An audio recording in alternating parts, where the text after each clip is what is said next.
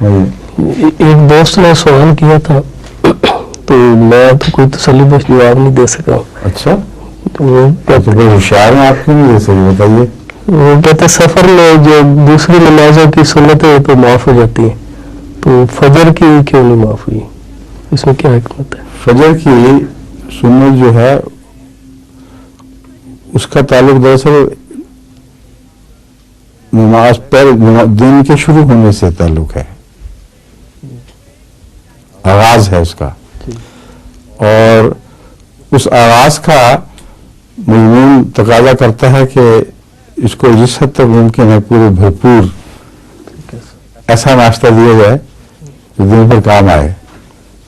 میرے نزدیک یہ ایک حکمت ہو سکتی ہے، مگر چونکہ واضح نہیں فرمائی گئی اس لیے ہمارا اندازہ ہے.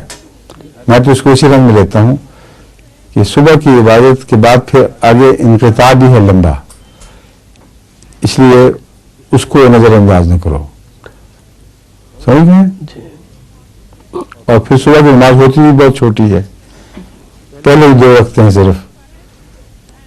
تو صبح جب اپنے دن کا آغاز کرنا ہے تو روحانی ناشتہ پوری طرح کر لیں، تیاری ہو، پھر سفر شروع کریں.